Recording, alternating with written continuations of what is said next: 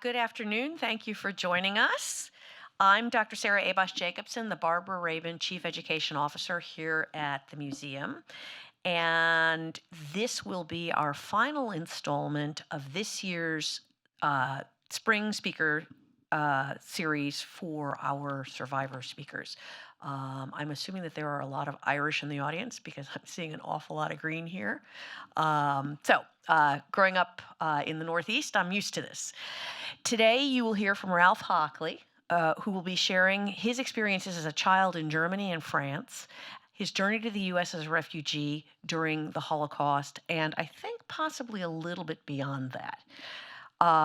Before we begin, I would like to thank our community partners for the Spring Break Survivor Speaker Series, Congregation Cherith Israel, Dallas Institute of Humanities and Culture, Green Hill School, Hope Supply Company, Jewish Federation of Greater Dallas Jewish Community Relations Council, Refugee Services of Texas, Southwest Jewish Congress, Temple Shalom, Texas Holocaust, Genocide, and Anti-Semitism Advisory Commission.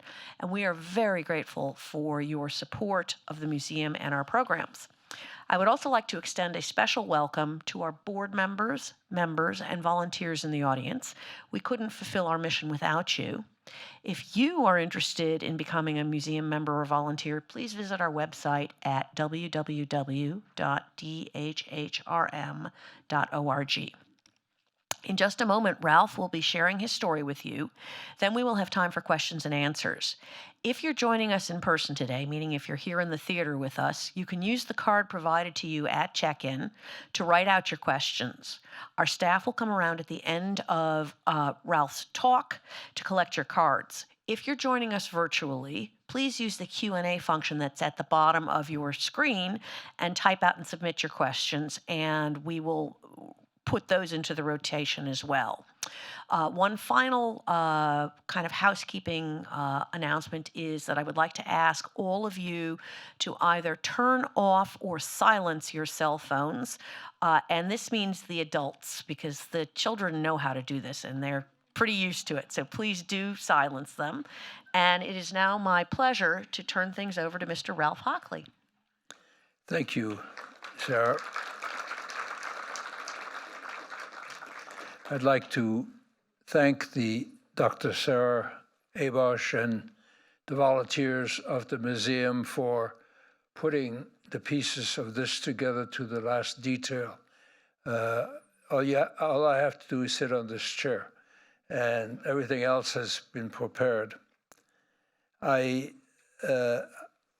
welcome all of you here. I do want to say, because I want to be sure not to forget it,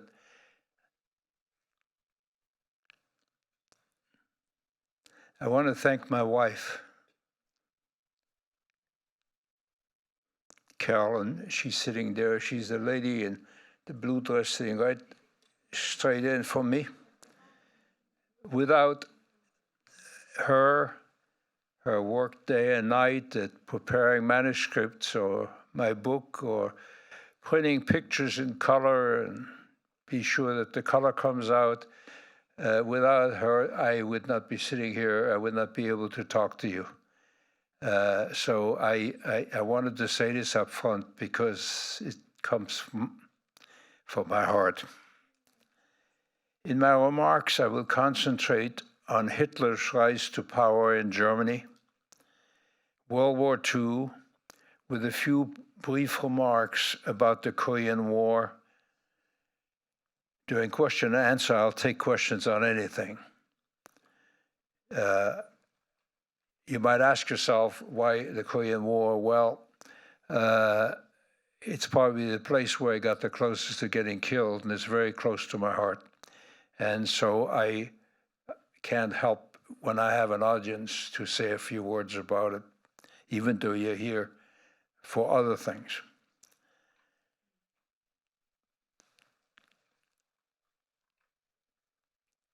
I was born in Karlsruhe, Germany, in October 1925. Karlsruhe was a mid-sized town in the state of Baden on the east side of the Rhine River, across from France. My sister Marianne had been born 15 months earlier. My father, the youngest of 10 siblings, whose father and grandfather were in the cigar business, the cigar manufacturing business, in a town called Hockenheim, near Heidelberg and Mannheim, for those of you who know Germany, was a local businessman servicing the butcher business with machinery. My mother, a native of Munich, was the second oldest child of a family in the ladies' hat business. Both families were considered middle class. The late 1920s was the period of inflation in Germany, which preceded the inflation in the United States, with the value of the Reichsmark sometimes devalued every day. An example is that when my sister was born, 1924, my mother stopped by a store to buy a baby carriage for her. And in the morning, and she looked at it, she said, I like this one, and how much is it? And the currency was crazy. It was, 100 million Reichsmark or something like that. And so let's just assume that they said there was 100 million Reichsmark, and she came back in the afternoon to pick it up. It was now 200 million Reichsmark. This gives you an idea what the inflation was like in those days. The Treaty of Versailles, which had ended World War I with its tough economic measures, followed by the Depression in the late 20s, hit Germany badly and contributed to a very restive country. The democratically elected Weimar Republic, made up of communist, socialist, conservative, right-wing parties, was unable to resolve its differences. After his prior attempt at power in the 1920s had failed, Adolf Hitler, who was, you may not remember, but after his 1920 attempt to overthrow the government failed, he wound up in jail, and that's where he wrote his famous or infamous book, Mein Kampf.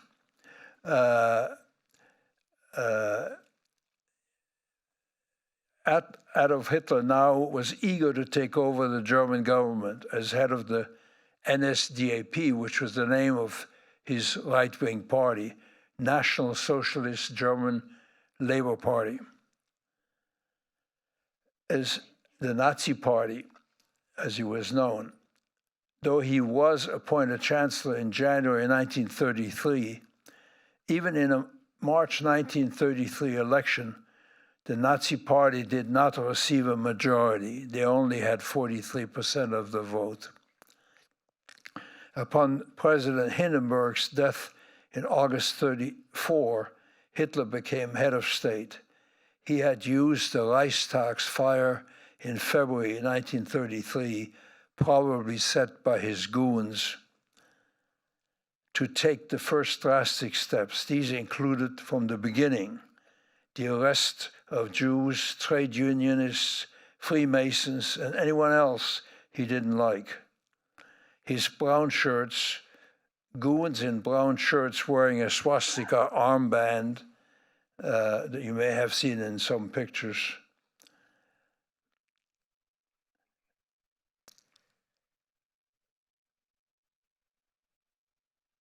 Executed his actions. Public officials, professors, judges who were Jewish or liberals were removed from office. Schools immediately came under Nazi control. I was in first grade then. Every morning, as the swastika flag, now the national flag of Germany, was raised, we had to sing the new national anthem called the Horst Wessel song, Horst Wessel Lied. And you see on the screen, you see my class, and if you look close enough, if you can see there's a circle around my head, I'm in the front row there. Oh yeah, there's an arrow there too. So, okay, that was my class. You can see how stiff my teacher was. He was not a nice guy.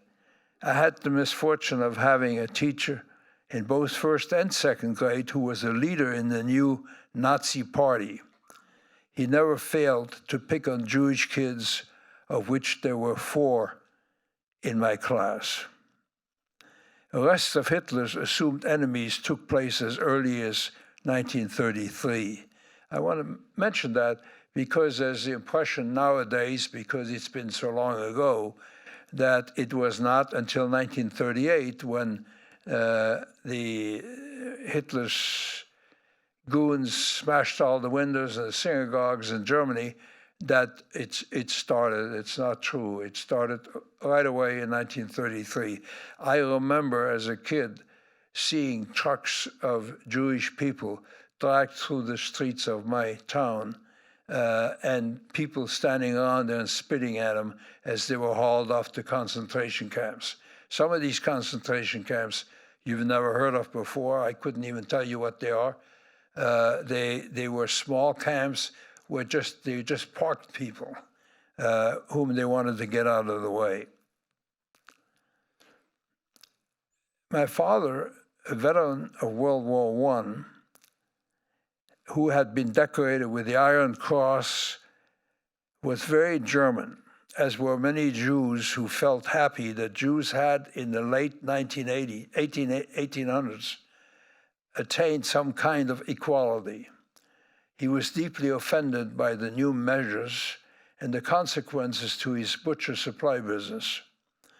A man of great integrity, he soon decided to leave Germany and to move to France, where he had business connections. He also wanted that his family be spared the cruelty of life in the new Germany. France was close by. As a matter of fact, as a kid, I didn't know this, but it was just across the river. Oops. Most members of our families disagreed with his decision. They thought that Hitler would go away soon, and therefore did not think of leaving in 1935. Only in 1938, when things got worse, did they change their minds. In September of 1935, we moved to France. My sister and I started school in Marseille in southern France in September of 35. Private school first to learn French. By 1936, we were both in lycées, which are the school for higher education, but they're public schools. We were in lycées, which were separate for boys and girls. And in those years, boys and girls were never together in schools. In my second year, as part of a program to reward top students in each class, I received the first prize in, of all things, French. To the dismay and loss of national pride of my teacher. It was a major catastrophe. I just had to work harder. My sister and I led the normal life of French kids. Though our parents had obtained residence permits before we moved to Marseille, these were valid only for 1 year at a time. In 1938, my parents' renewals became more complex. They were initially refused. My father wound up in jail before his permit was renewed through legal action.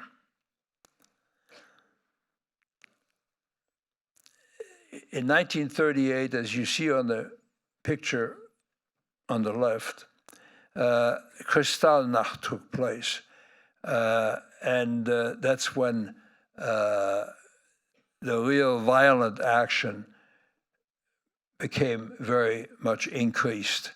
You probably never heard this, but what started it is there was a young Polish refugee in Paris who assassinated one of the German political counselors at the German embassy in Paris. And as a result, Hitler took that as an occasion to launch his full-scale attack on the Jews. The synagogues were broken into, set on fire. The stores were broken into. The windows of Jewish stores got big signs on them that said, "Don't buy from Jews," etc., etc. And then in March of '38, international conflicts accelerated. Hitler had as a motto the sentence, "Today Germany, tomorrow the world." And that is what he went by, regardless of the negotiations that he undertook with the French and British diplomats, prime ministers. In March of '38, Nazi Germany occupied Austria, and the Anschluss made Austria part of Germany. The Anschluss means that you hook it up with, and Austria became part of Germany. You remember probably that Hitler was born in Austria, and therefore he had a special interest in getting Austria into Germany. In September of '38, the Munich Pact, which was between the British, the French, and the Germans, agreed to the annexation of Sudetenland. Sudetenland was a part of Czechoslovakia for a pledge of peace, no more war. It didn't last very long. In March of '39, the attack on the Czech Republic took place. Its occupation violated the Munich Pact that Hitler had agreed to. And then on 1 September 1939, Hitler attacked Poland, having first made a treaty with the Soviet Union, in which a non-aggression pact, which stipulated that if Hitler attacked Poland, the Russians wouldn't do anything about it. As a matter of fact, when he did attack Poland, the Russians attacked Poland from the other side, and Poland was occupied in just a couple of weeks. On the 3rd of September, France and Germany. On the 1st of September, Hitler attacked Poland, and on the 3rd of September, France and Germany, having told Hitler in the discussions before that that would not be permitted, France and Germany declared war on France and England, declared war on Nazi Germany, and World War II began. Until May the 20th, on the Western Front, which was between Germany and Holland, Belgium, Luxembourg, and France, there was no action. He concentrated on swallowing up Denmark and Norway in the north.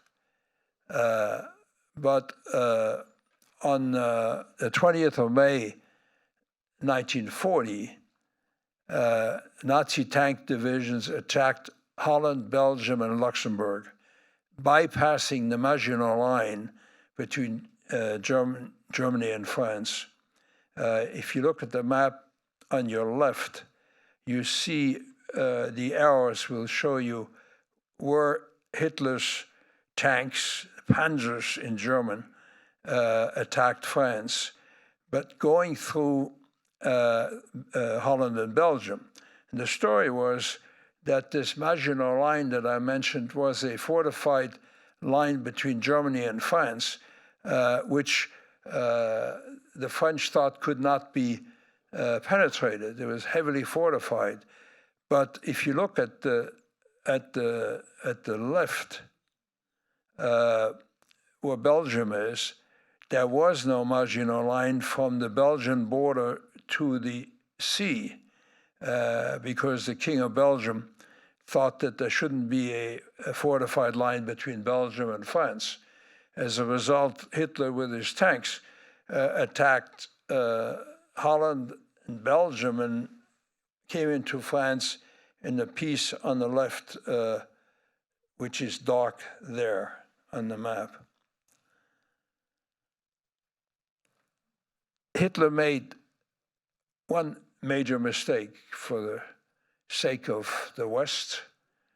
When he did this, he was so eager, and you may remember this, he was so eager to get to Paris and to be able to parade down the Champs-Élysées in Paris that he bypassed the Allied troops in the area of Dunkirk. Some of you may have seen the movie Dunkirk in the last couple of years, which depicts this very well.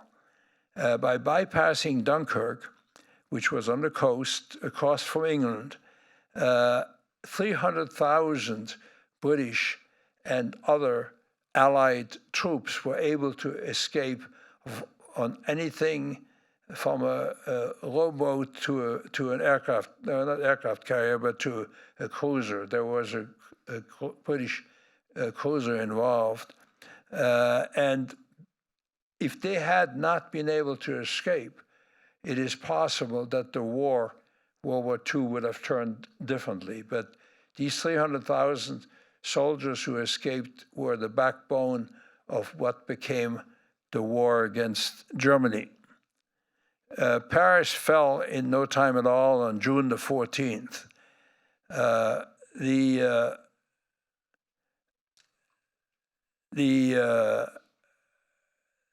The French had absolutely nothing to counter the panzers of Hitler. There were no anti-tank weapons at the time. And so nothing stopped Hitler. So now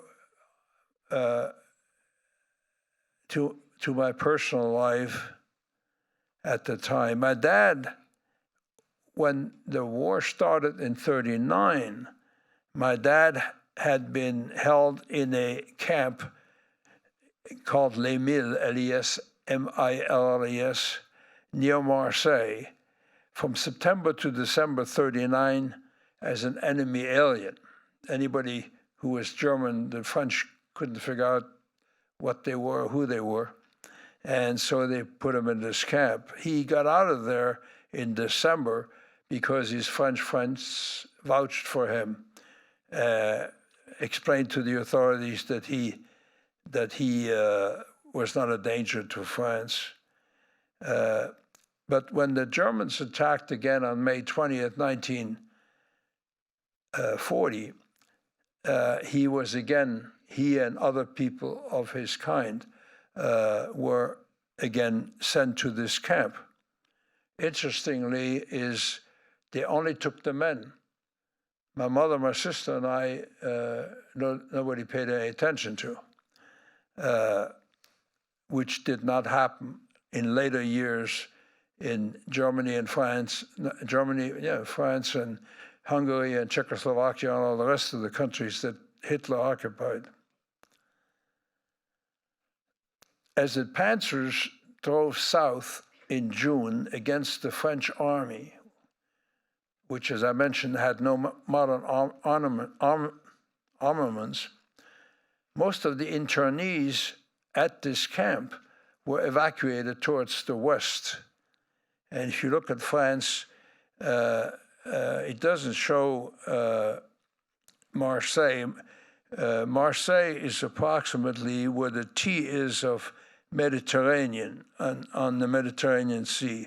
If you just go to the coast, that is where Marseille was. And they evacuated them to the west, thinking that they would be safer there, supposedly. As you see from this map, however, the German advance didn't just take place south, where you see the three arrows, but also to the coast, to Normandy and Brittany, and as you see, the one arrow that goes all the way down the coast towards Spain, towards Bordeaux. Ultimately, the Germans occupied the entire Atlantic coast during that period of World War II.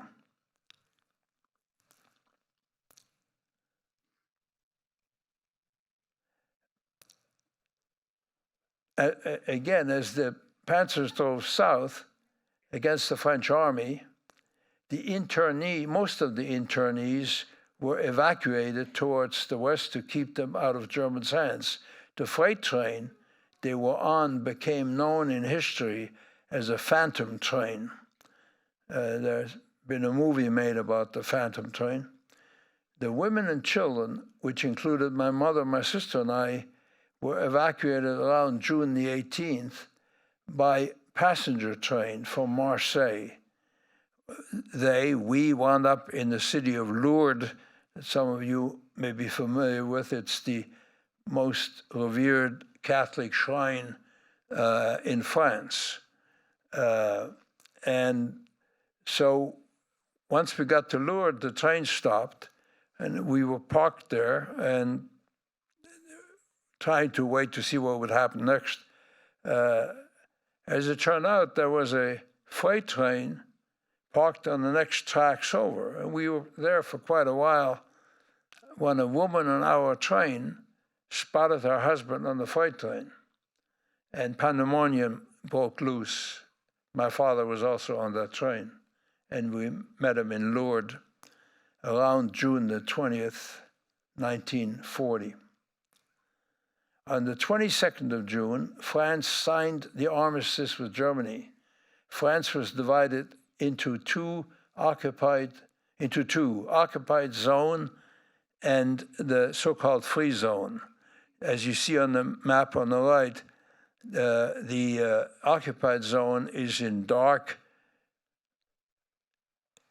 What color is that? You make up your own mind. It's not yellow and it's not brown. But the occupied zone was the upper part, and the so-called non-occupied zone was the lower part. Now, I say the French called it the zone libre, the free zone. Well, I can guarantee you there was nothing free about it. True, the Nazis weren't sitting on top of us at every corner, but there definitely were cars running on flying the swastika flag, which contained members of the German Armistice Commission. And they were there and checked on everything. But it was also called Vichy France because the capital was just close to the White Line in the spa town of Vichy. And the head of that Free France was Marshal Pétain, a hero of World War I. The men from the camps who were on the train were sent to Nîmes, which is not too far from there, to a camp called St. Nicholas. And then in September, the majority of them would be sent to a place called Gurs, G-U-R-S. If you look at the bottom of on the left map, the bottom of the arrow, and if you go a little bit to your right, Gurs was there. The line between France and Spain there consists of the Pyrenees Mountains, which are fairly high. And Gurs was on the French side of the Pyrenees Mountains.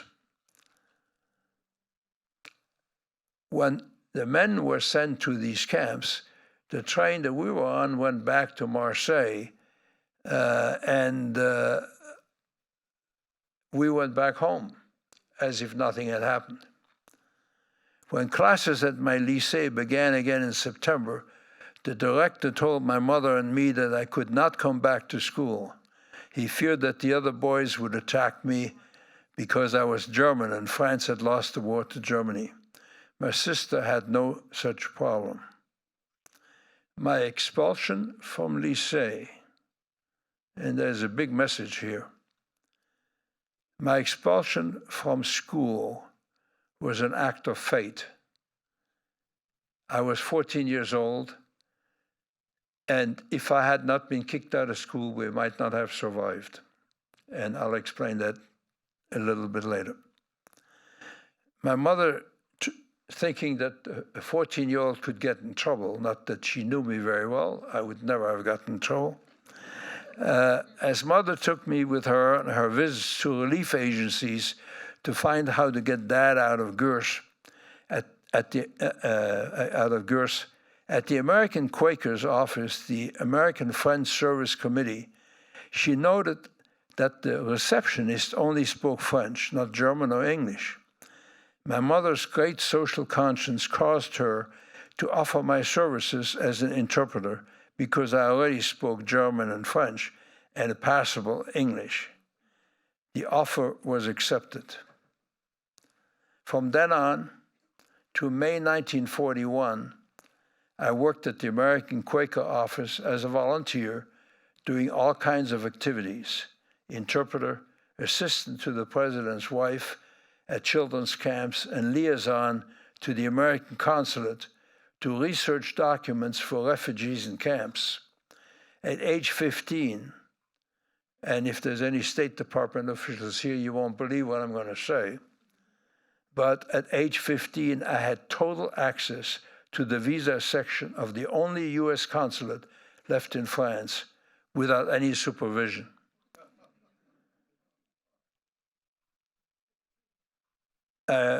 If you look at the pictures, in the left, I am with one of the Quaker ladies that you see in the background, delivering food to the sisters who had orphanages, and the Quakers supported the orphanages. I was there as an interpreter for the lady in the background, a Mrs. Loyson, who didn't speak any French.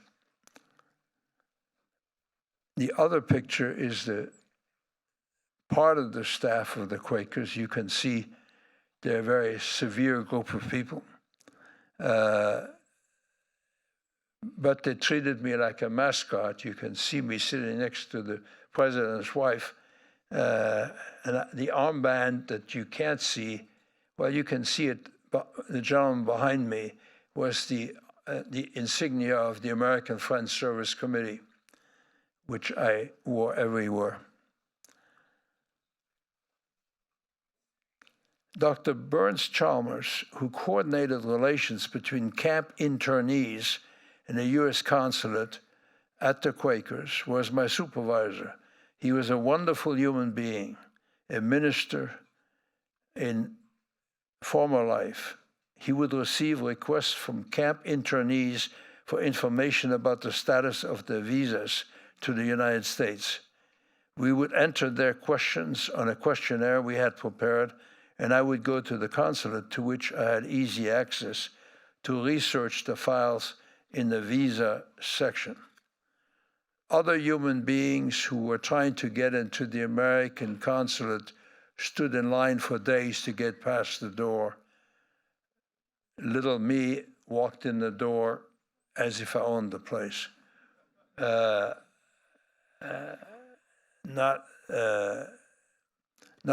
only that, but once I got in there, the visa section had a file section with a big long table and filing cabinets all around, alphabetically organized. And I would go in there and put my briefcase on the table, put my alphabetized questionnaire on the table, and I worked my way all the way around the thing until I had all the answers, and then I would leave. That was my job as a 15-year-old. I want to highlight what I just said. For the young members here who don't realize what you can do as a 14, 15-year-old under adverse conditions. It's amazing. You rise to the occasion because you have no other choice. I never questioned anything that I did. I just did it because that was part of what I was supposed to do. In March of 1941, Dr. Chalmers told me, which I didn't know, that he shared a house with Vice Consul Hiram Bingham, who was responsible for issuing visas, that they spoke the night before. Let me just interject here. Hiram Bingham was a son of the former governor of Connecticut and senator from Connecticut, and his father discovered the ruins in Peru of Machu Picchu, so he was a famous man in the United States.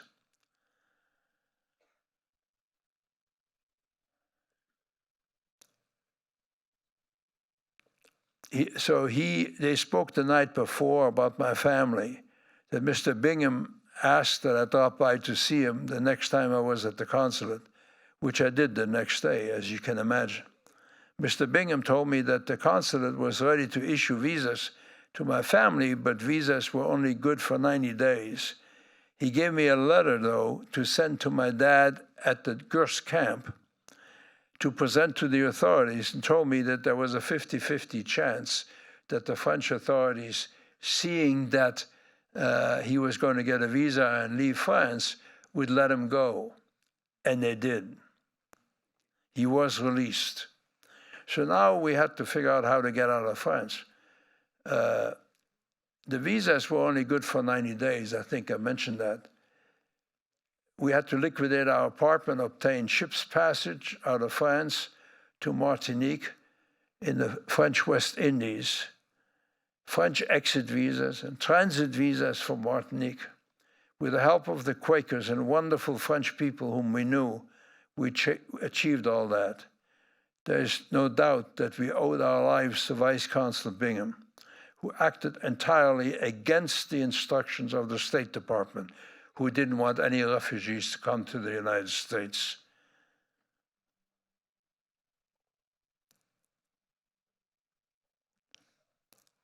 Bingham saved 2,500 lives, mostly Jewish, but not all Jewish, in this manner. Some 650 of them with the help of a gentleman by the name of Varian Fry, F-R-Y, who had been sent to Marseille by Eleanor Roosevelt, the president's wife, and part of a committee, the American Rescue Committee, whose mission it was to rescue famous people whom Hitler wanted to kill. Some of you are familiar with the painter Marc Chagall, and Marc Chagall and his wife and many other people like him were part of the 650 people that Varian Fry had to find first, and then saved with the help of Hiram Bingham, who issued the visas for them.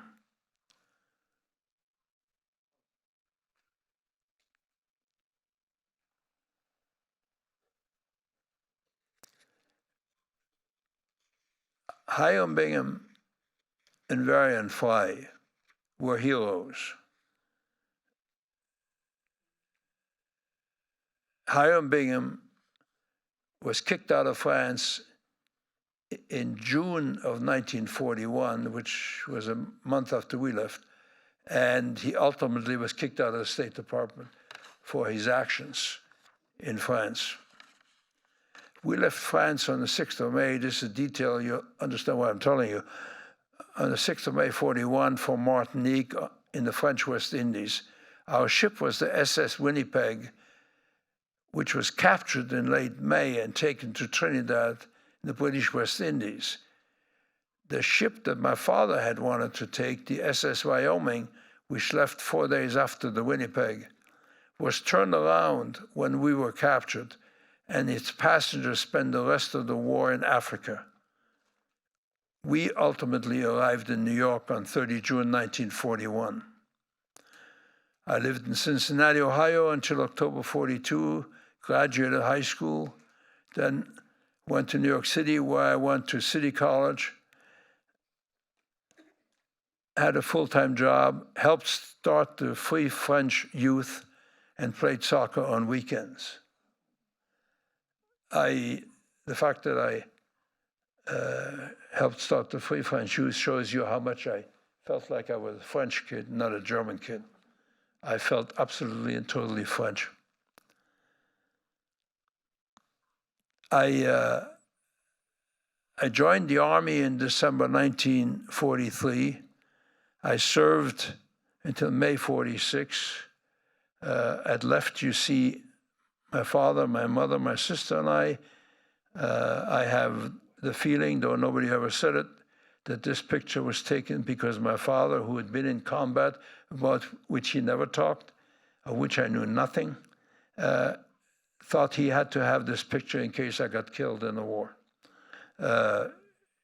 It took me years to figure this out, but I'm sure of it. The middle picture was me in Germany, and the right also in front of a building that was bombed out. I was in Bremen, Germany there, which was 65% totally destroyed, as were most German cities. My job in Germany as a soldier was port security.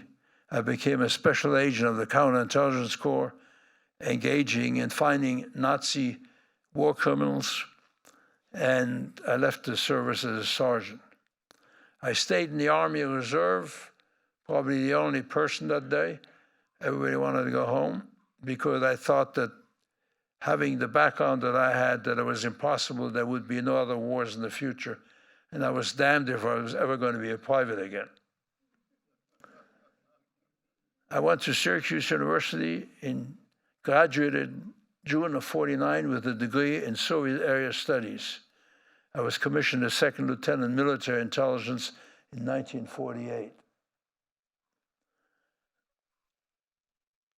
When the Korean War started, exactly 1 year later, I was in the Army 2nd Infantry Division as a second lieutenant artillery. We landed in South Korea at Pusan on 4 August 1950, when only the Pusan perimeter was left to the United Nations.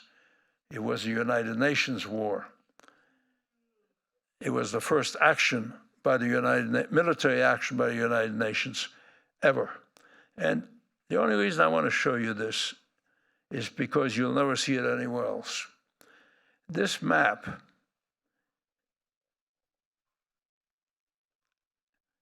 you all know about World War II and Normandy and the landings in Normandy and the terrible cost of it. Well, when I landed in Korea, all that was left of Korea is that little thing that you see at the bottom, the little box with Daegu at the top and Pusan at the bottom. That was South Korea when I landed in South Korea. And we had two choices. Either to push the North Koreans back or to get tossed into the sea. And we decided that the latter was not acceptable.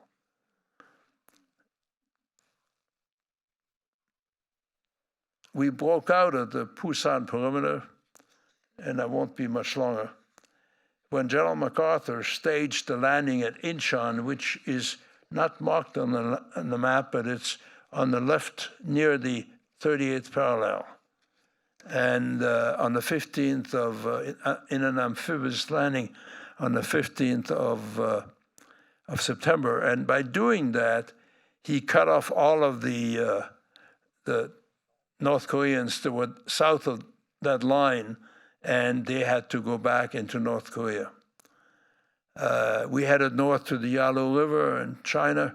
Against Washington's orders, MacArthur disregarded the danger of Chinese intervention. They did attack on the 25th of November, 1950, with hundreds of thousands of troops in tennis shoes and rice packs on their backs. They overwhelmed the UN forces, the army at Kunuri on the west, and the Marines at Chosin Reservoir in the east. My 2nd Infantry Division, acting as rear guard, lost 4,500 troops in 5 days. By a stroke of fate, I was not there when the Chinese hit. There were further battles in 1951, into 53, including Bloody Ridge and Heartbreak Ridge. During the latter, I served with the French United Nations Battalion. I went home in January of 52, from 1953 to 55, and again from 1957 to 81. I served as a U.S. Army military or civilian intelligence officer in Germany, 7 years in West Berlin, which was, until 1989, 106 miles behind the Iron Curtain. The Berlin Wall was built in 1961 to keep East Germans from fleeing from communist East Germany to the prosperous West Germany. The Soviet Union and the communist East Bloc, including East Germany, collapsed in November 1989 and the wall came down. On a personal note, I had married my wife Eva in Oakland, California in March 56. My children, Cliff and Denise, were both born at the U.S. Army Hospital in Berlin, Germany in November 57 and April 59. Respectively, they went to U.S. Defense Department schools from the 1st to the 12th grade in Frankfurt and at the U.S. Embassy in Bonn, where I was stationed. Cliff became an Eagle Scout in Bonn, so you can do that even overseas. They both never lived full-time in the United States until they went to college. I retired from the U.S. Army Reserve in May 1979 in the rank of colonel. When I retired from the U.S. government civilian service in early 1981, my wife Eva and I returned to San Francisco. Unfortunately, she died from an accident in early 1983, putting a sad end to my interesting career. I married Carolyn Harris at the end of 1984. Our families had been next-door neighbors in Bonn at the embassy in the 1970s. We made a new life in beautiful Tiburon, California, on San Francisco Bay. In 1997, we moved to Houston to take care of Carolyn's parents, and later to Dallas in 2013. As of present day, with our blended family, Carolyn and I have 5 children, plus spouses, 12 grandchildren, plus spouses, and 13 great-grandchildren. That is my story.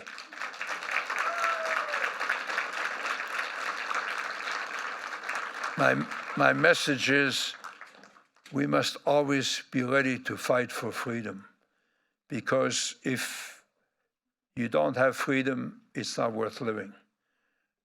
See the Ukraine. Thank you.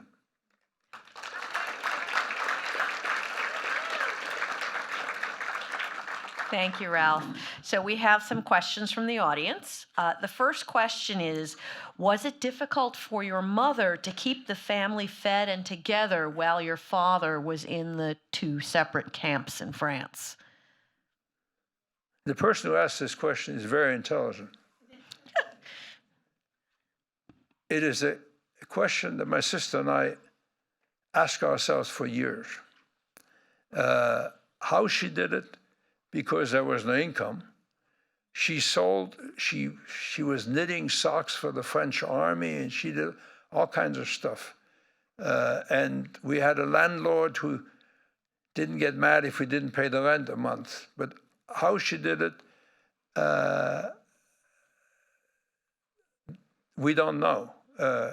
She was determined that she was going to protect the family, and the family was not going to fall apart, and that's what happened. But it was a miserable, difficult job. My sister told the story, she passed away a year ago, that we lived on the 4th floor of an apartment house, and that had 2 balconies. And my sister tells the story that she saw that every day she came home from school, my mother was standing on the balcony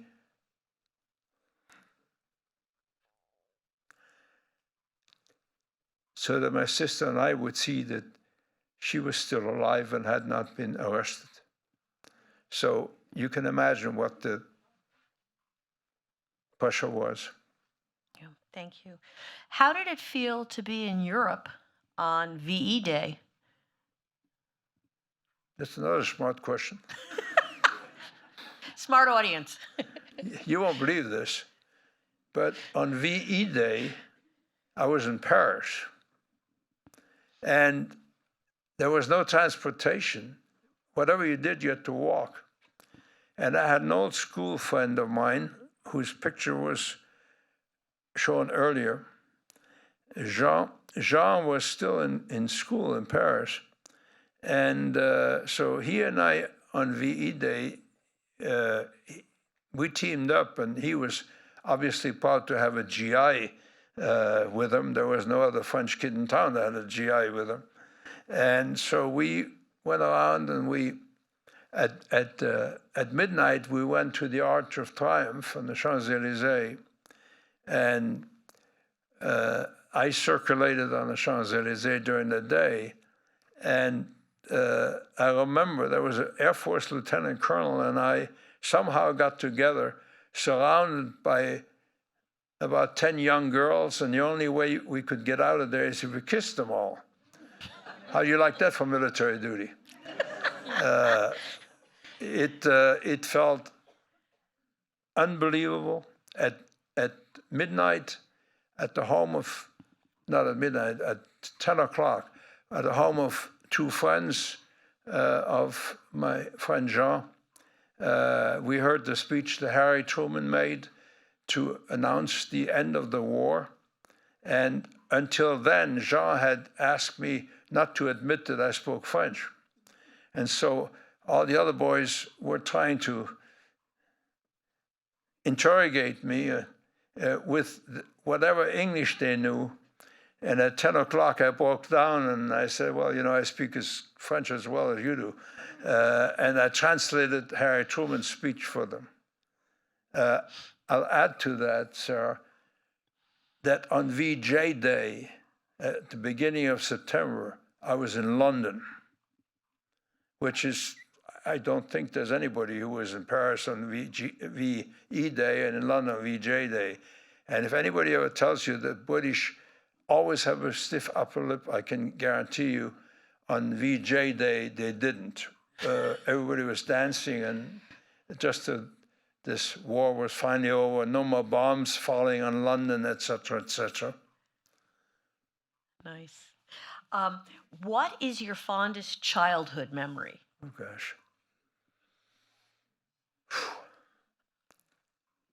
You know, I don't know I can answer that. Until Hitler came to power, I was a normal kid. I was maybe a spoiled kid. My family was fairly well-to-do. I don't know about my father, but the rest of the family. And I know we had a house and we had a maid. We were raised by the maid because my mother worked with my father in his store. And I know that until Hitler came to power, you know, we had a very nice life, and afterwards it was all terrible.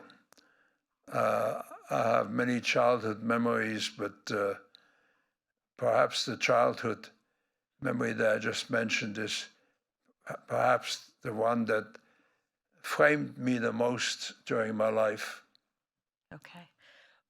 When you were serving in the U.S. military, did you liberate any concentration camps? The answer is no. That's an interesting question. I was in Germany when the war ended, and as you've heard, there are many American Army divisions that liberated camps, and they encountered all. We didn't see that, and we didn't really know about it. My job was in intelligence to protect the U.S. Army from bad people. And so the answer is no, I did not see any concentration camps. Okay. Did you ever have a conversation with somebody who was a Nazi? I got to ask, who asked that question? You know, that's a question that's interested me my whole life. In German, where yes is ja and no is nein, the answer would be jein.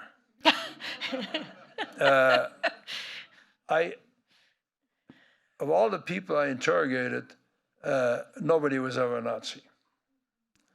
Oh no, never. And I could go on that for a long time, but one day, you'd have to understand the background. They had a curfew, and Germans couldn't go out on the street between 10 o'clock in the evening and 6 in the morning. And the German police that had been reinstituted worked with us.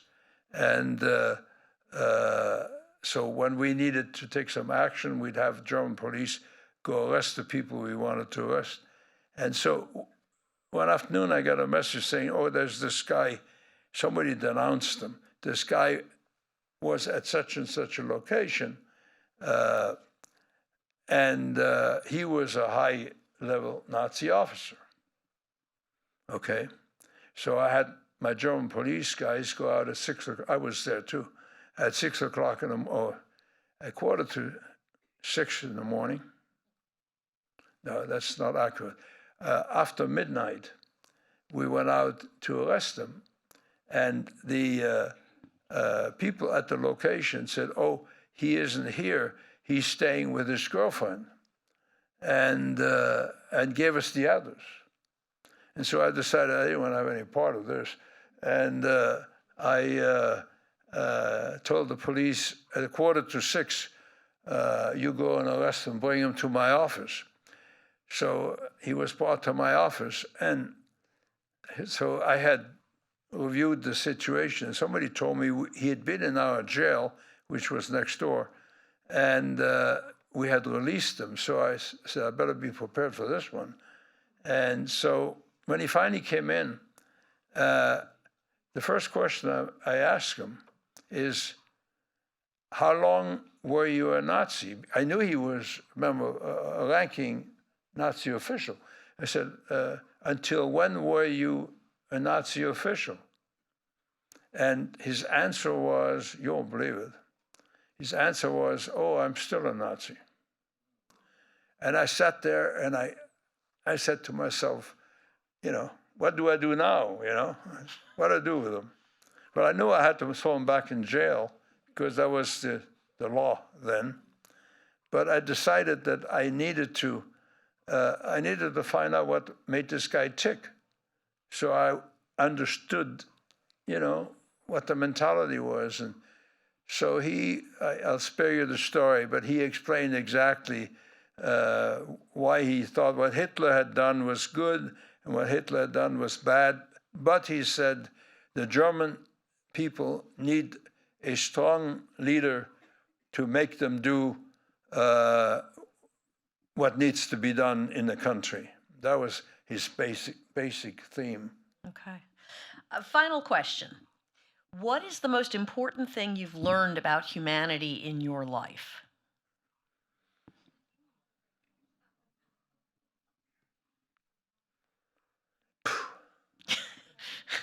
I've learned a lot about humanity in my life.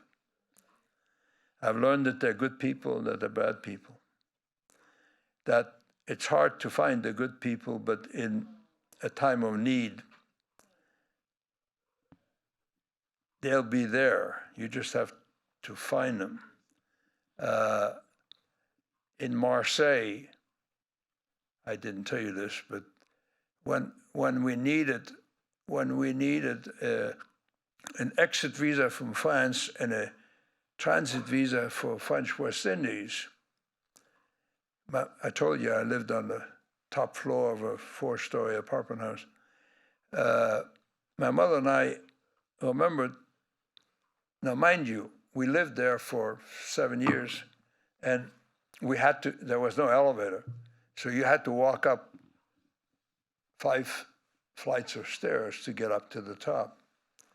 And on each floor, there were 2 apartments. And we knew that on the second floor, there was a lady living with her aunt and uncle who worked at the French police prefecture. And in all the years, our knowledge of her was if she came out the door, as we happened to go past the door, we would say, bonjour, madame, and she would say, bonjour, monsieur, or whatever. And so my mother and I went to her door and rang the doorbell. And we said, this is our situation. We understand you work at the French police prefecture. Can you give us any leads of how to get these visas? And she never asked any questions.